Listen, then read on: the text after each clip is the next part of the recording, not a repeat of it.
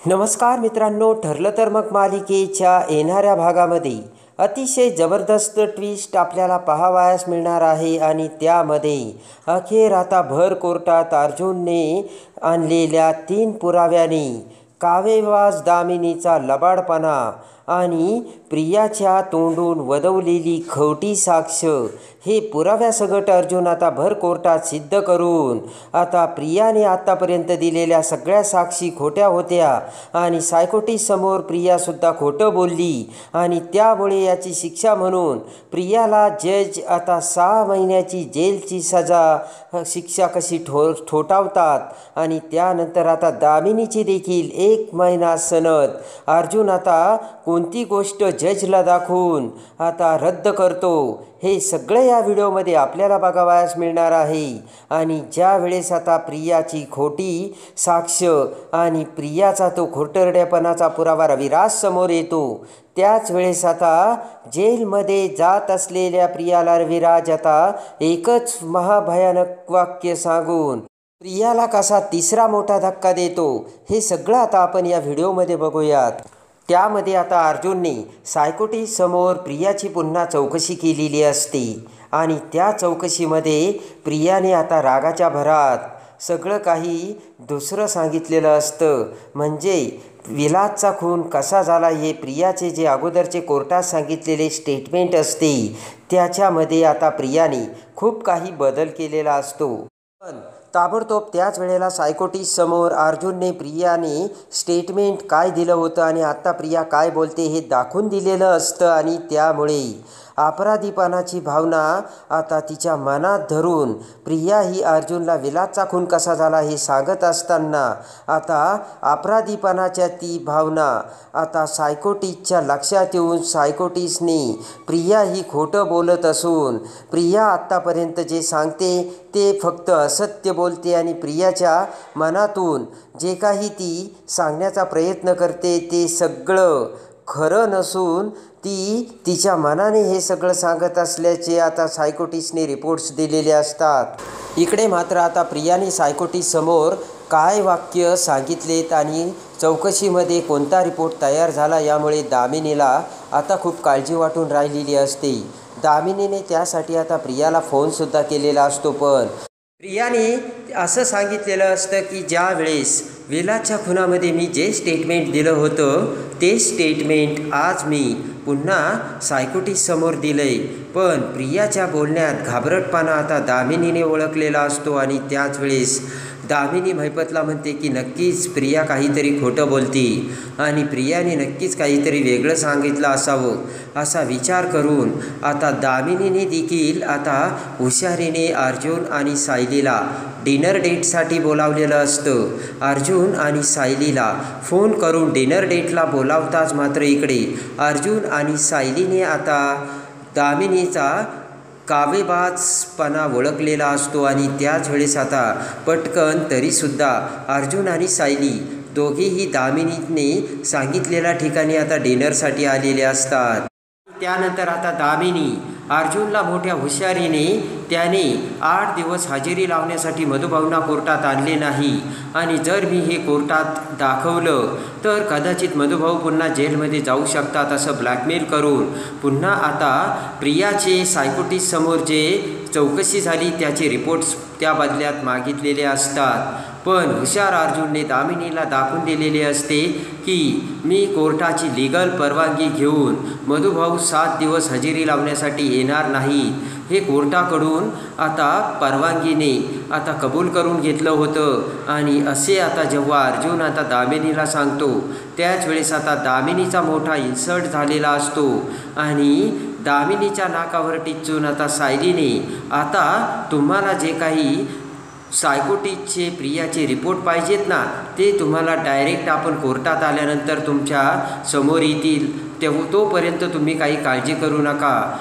आणि माझा नवरा उद्या कोर्टात काय धमाल करतो ना हे सुद्धा तुम्ही बघत राहा असे आता सायलीने ठणकावून दामिनीला सांगितलेले असते आणि त्याच ठिकाणी आता दामिनीची बोलती बंद केलेली असते।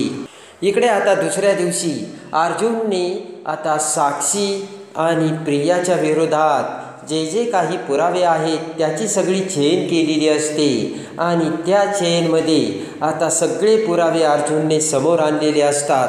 काहीही करून आज प्रिया आणि दामिनीला तोंडावरच आपटवायचे हे आता अर्जुनने आता ठरवलेलेच असते. सगळ्या पुराव्यानिशी सगळी तयारी करून आता चैतन्य, अर्जुन, मधुभाऊ आणि सायली कोर्टात जाण्यासाठी निघतात. इकडे आता दामिनीचा मोठा इन्सल्ट झालेला असतो आणि उद्या आता अर्जुन नक्कीच काहीतरी धमाका करणार हे आता दामिनीच्या डोळ्यासमोर आलेलं असतं. पण दामिनीसमोर आता काही मार्ग नसतो आणि मैपत आणि दामिनी आता कोर्टामध्ये आलेले असतात. आता प्रिया रविराजला घेऊन तिथे कोर्टामध्ये येताच आता प्रियाला मोठा धक्का बसलेला असतो आणि आज अर्जुन काहीतरी आता घेऊन आलाय आणि नक्कीच आपली सायकोटिकची टेस्ट केली त्यामध्ये अर्जुन आता पुन्हा आपल्याला टार्गेट करणार की काय अशी भीती आता प्रियाला वाटलेली असते. आणि आता प्रियाची बोलती बंद झालेली असते आणि प्रिया तर अर्धमेलीच झालेली असते. ठरल्याप्रमाणे आता सुनावणीला सुरुवात होता क्षणी आता जज अर्जुनला त्याच्याकडे असलेले सगळे पुरावे आणि त्याने प्रियाची जी सायकोटिस्टची टेस्ट घेण्यासाठी चौकशी करण्यासाठी त्याला जी परवानगी दिली होती त्यातून अर्जुनला काय मिळालं हे सगळं जज आता अर्जुनला सांगण्यासाठी बोलतात. अर्जुन आता उठून उभा राहत प्रियाकडे बघतो. प्रियाकडे बघताच आता प्रियाची घाबरगुंडी उडालेली असते आणि संशयाच्या नजरेने प्रिया आता इकडे तिकडे बघू लागते. तर अर्जुन म्हणतो की मिस तन्वी तुम्हीच आणि तुम्ही विटनेस बॉक्समध्ये यावेत. तर आता तन्वी त्याच ठिकाणी अर्धमेली झालेली असते. कशीबशी उठत स्वतःला सावरत रविराज महिपतकडे बघत तन्वी आता विटनेस बॉक्समध्ये येते. विटनेस बॉक्समध्ये येताच आता अर्जुनने सगळ्यात अगोदर सायकोटिस्टमध्ये प्रियाची चौकशी केल्याचे ते रिपोर्ट जजला दाखवलेले असतात. जज ते रिपोर्ट बघतात आणि त्यामध्ये अपराधीपणाच्या भावनेने प्रिया जी काही चौकशीमध्ये बोलली ते सगळं असत्य बोलली हे क्लिअर कट रिपोर्ट सायकोटिस्टने दिल्याचे जज समोर आलेले असते. त्यानंतर आता अर्जुन म्हणतो की माय लॉर्ड मला आता प्रियाला काही प्रश्न विचारण्याची परवानगी द्यावी. लगेच आता जज परवानगी देतात. ताबडतोब पुन्हा आता अर्जुन प्रियासमोर येतो. त्या अगोदर घरातून निघते वेळेस आता प्रियाने अर्जुनला कसा राग येईल, अर्जुन कसे चिडेल यासाठी प्रियाने अर्जुनवर आरोप केलेले असतात. पण त्यावेळेस सायलीने सगळी काही समजावून घेतलेलं असतं आणि प्रियाचा डाव अचूक ओळखलेला असतो आणि अर्जुनला शांत राहण्यासाठी सांगितलेलं असतं. तर इकडे मात्र प्रियाची ती ट्रिक आता अर्जुन प्रियावरच उलटवणार असतो आणि पुन्हा आता अर्जुन म्हणतो की मिस तन्वी किल्लेदार तुम्ही विलासचा खून आता कसा झाला त्यामध्ये काय काय घडलं पुन्हा सांगा. आता प्रियाला राग येतो. डोक्याला हात लावत प्रिया म्हणते की मला काय तुम्ही मूर्खात काढलं की काय. आत्तापर्यंत मी 1000 वेळा तुम्हाला सांगितलं आहे की विलासच्या खुनात काय काय झालं ते. वेड्यासारखे पुन्हा पुन्हा प्रत्येक वेळेस कोर्टात मला तेच तेच प्रश्न काय विचारता हो. तर लगेच अर्जुन म्हणतो की 1000 वेळा तुम्ही सांगितलं आहे पण प्रत्येक वेळेस तुम्ही वेगवेगळं सांगितलं. जे काही खरं असेल ते आता 1001 वेळा सांगा.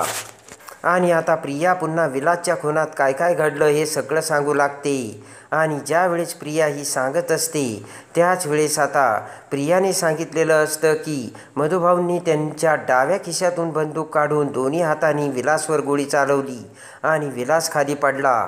त्या अगोदर मधुभाऊ आणि विलास यांच्यामध्ये भांडण चालू होतं. विलास मधुभाऊंना दिलेले पैसे मागत होता तर मधुभाऊ पैसे देण्यासाठी नकार देत होते आणि त्या झटापटीत राग येऊन मधुभाऊंनी गोळी मारली.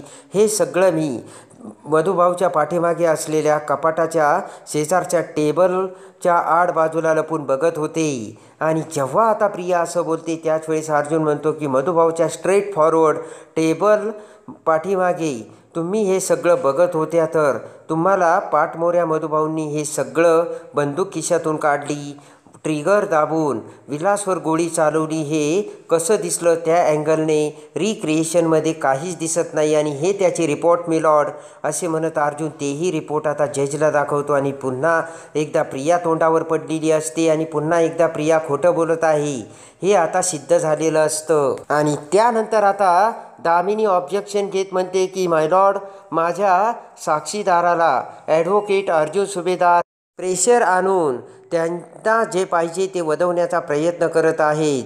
त्यानंतर आता अर्जुन ऑब्जेक्शन घेतो आणि म्हणतो, मिलॉर्ड, मी जे जे काही बोलत आहे त्याचे पुरावे देखील तुम्हाला दाखवत आहे. लगेच आता दामिनीचं ऑब्जेक्शन जज हे फेटाळून लावतात आणि त्यानंतर अर्जुन आता तिसरा मोठा भयानक पुरावा आता जज समोर आणतो आणि तो सगळ्यात महत्त्वाचा पुरावा असतो आणि तो पुरावा म्हणजे विलासचा खून. आता रिपोर्टनुसार 8:30 वाजता झाला आणि त्यानंतर बरोबर 1 तासांनी विलासच्या मोबाईलवरून मला मधुभाऊपासून धोका आहे असा मेसेज तिथे असणाऱ्या व्यक्तीने टाईप करून तो पोलिसांना पाठवला आणि त्यानंतर अर्धा तासात पोलीस आश्रमात आले. विलास मेल्यानंतर ह्या सगळ्या गोष्टी म्हणजे पोलीस आश्रमात यायला 1.5 तास लागला आणि त्या 1.5 तासात ज्याने कोणी विलासवर गोळी झाडली त्याने सगळं काही तिथे मॅनेज करून ठेवलं होतं, हे त्याचे रिपोर्ट. आणि बरोबर आता ते सगळे रिपोर्ट्स मॅच झालेले असतात. विलासच्या खुनाची वेळ, त्यानंतर मेसेजची वेळ आणि त्यानंतर पोलीस आल्याची वेळ, ही सगळी आता जजसमोर आलेली असते. आणि त्याच वेळेस अर्जुन म्हणतो की म्हणजे विलासच्या मोबाईलवरून मेसेज विलासने नाही तर ज्याने विलासचा खून केला त्याने केलाय, हे या रिपोर्ट्सवरून सिद्ध होतंय. आणि मधुभाऊच्या स्टेटमेंटनुसार ज्या वेळेस विलासचा खून साक्षीने केला अशी त्यांनी साक्षी दिली, त्यानंतर आता मधुभाऊसुद्धा पोलिसांना फोन करू लागले होते. पण त्यानंतर कोणीतरी मधुभाऊच्या डोक्यात काहीतरी मारले आणि मधुभाऊ बेशुद्ध झाले. त्यानंतर तिथे बघणारी जी एकमेव आय विटनेस होती ही प्रिया मधुकर हीच होती. प्रियाने हे सगळं बघितलंय तरीसुद्धा प्रिया आजपर्यंत रिपोर्टनुसार खोटी साक्षी देत आहे. त्यामुळे खरं काय घडलं हे फक्त प्रिया मधुकर यांना माहीत आहे, तरीसुद्धा त्या खोटं बोलत असून खून करणाऱ्याला वाचवत आहेत. याचा अर्थ प्रिया या खोटं बोलून खून करणाऱ्याला वाचून खूप मोठा अपराध करत आहेत आणि कदाचित तो मेसेज प्रिया मधुकर यांनीसुद्धा पाठवलेला असू शकतो. आणि कदाचित प्रिया मधुकर या तिथे साक्षीदार होत्या तर खुनामध्ये सुद्धा त्यांचा सहभाग असू शकतो. आणि हे सगळं आत्तापर्यंत त्या खोटं बोलून आता जज तुमच्यासमोर हे सिद्ध झालेलं आहे. तेव्हा आता विलासचा खून हा मधुभाऊंनी केला नसल्याचे या रिपोर्ट्सवरून आणि प्रियाच्या खोट्या साक्षीवरून सिद्ध होत आहे. तरीसुद्धा तुम्ही आता जो काही निर्णय घ्याल तो योग्य निर्णय घ्याल अशी मी तुम्हाला विनंती करतो, असे अर्जुन आता जजला बोलतो. आणि त्या क्षणी आता प्रियाचे धाबे धानांलेले असतात आणि रविराजला सुद्धा आता प्रिया ही वेळोवेळी खोटं साक्ष देती आणि नेमकं कशामुळे ती खोटं साक्ष देती हे सत्य मात्र रविराजला कळत नसतं. आणि अर्जुनने पुराव्यासकट आता कोर्टामध्ये जे काही सांगितलेलं असतं त्यावरून प्रिया ही खुनामध्ये सहभागी आहे की काय आणि प्रिया प्रत्येक वेळेस स्टेटमेंट का बदलती याची भीती आता रविराजला वाटून नक्कीच प्रियाचा विलासच्या खुनामध्ये काहीतरी हात आहे हे देखील आता रविराजला मोठा संशय येऊन आता रविराज रागाने प्रियाकडे बघतो. आणि आता मात्र प्रियाला डायरेक्टली जजने 6 महिन्याची शिक्षा दिलेली असते आणि प्रियाने तोंडाला हात लावलेला असतो. आणि इकडे आता मात्र साक्षी आणि महिपतला वाचवायच्या नादात आपणच अडकत आहोत हे सत्य आता प्रियासमोर येऊ लागते. आणि त्या क्षणी आता प्रिया ही लगेचच जजला म्हणते की जज साहेब, मला एक सांगायचं आहे, ज्यावेळेस आश्रमात खून झाला होता त्यावेळेस साक्षी शिकरेसुद्धा तिथेच होत्या आणि ते ऐकतात भर कोर्टात मोठा धमाका उडालेला असतो. आणि तेवढ्यात आता दामिनी पुढे येत म्हणते की अगं मिस तन्वी मधुकर, तू काय बोलतेस, तुला कळतंय का? अगोदर तू खोटी साक्षी दिली, आता पुन्हा आता दुसरी साक्षी देते आणि आता तर तिसरंच बोलते. मिलॉर्ड, मी सांगते प्रिया मधुकरीच्या डोक्यावरती परिणाम झाला आहे आणि ती आता वेळोवेळी तिची साक्ष बदलून काहीही सांगत आहे, तेव्हा तिची साक्ष अजिबात ग्राह्य धरू नये. आणि आता दामिनीने सुद्धा बाजी पलटवलेली असते आणि आता दामिनीने सुद्धा प्रियावरती अर्जुनने जे पुरावे दाखवलेले असतात, त्यांची बाजू घेतलेली असते आणि साक्षीला वाचवण्यासाठी दामिनीने आता प्रियावरती आता कुऱ्हाड चालवलेली असते. आणि अचानक आता दामिनीने ती पलटी मारता क्षणी सगळ्यात मोठा धमाका उडालेला असतो आणि त्यानंतर आता पोलीस हे प्रियाला घेऊन जाऊ लागतात. तर लगेचच रागाच्या रुद्रावताराने पुढे येत रविराज म्हणतो की तन्वी, आज मला देखील संशय येतो की विलासच्या खुनामध्ये तुझासुद्धा नक्कीच काहीतरी हात आहे. आणि आत्तापर्यंत माणूस किती जरी घाबरलेला असला तरी अशा वेळोवेळी आपण जी गोष्ट बघितली त्या गोष्टीमध्ये काहीच फरक करत नाही आणि प्रत्येक वेळेस तू स्टेटमेंट बदलले आणि आता काहीतरी भलतंच सांगते. आणि जर तू आत्ता हे सांगते की प्रिया आणि विलासचा खून ज्यावेळेस झाला त्यावेळेस साक्षी तिथे होती, तर याच्या अगोदर तू 2 वर्ष का गप्प बसली? आणि लगेच आता रविराज म्हणतो की तुला शिक्षा व्हायलाच पाहिजे.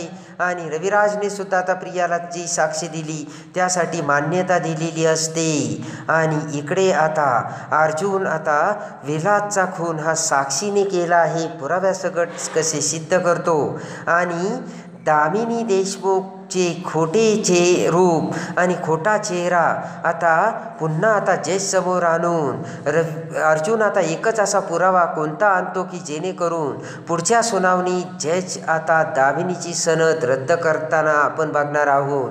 तर आता प्रियाला शिक्षा झाल्यानंतर प्रिया आता जेलमध्ये जाऊन साक्षी ही विलासच्या खुनात आणि प्रियासुद्धा त्या विलासच्या खुनात सहभागी होती हे सिद्ध करून मधुभाऊला कसे निर्दोष सिद्ध करतो हे बघण्यासाठी आणि ठरलं तर मग मालिकेच्या डेली अपडेटसाठी बेल नोटिफिकेशनवर क्लिक करून आपल्या चॅनलला लाईक करा, सबस्क्राईब करा.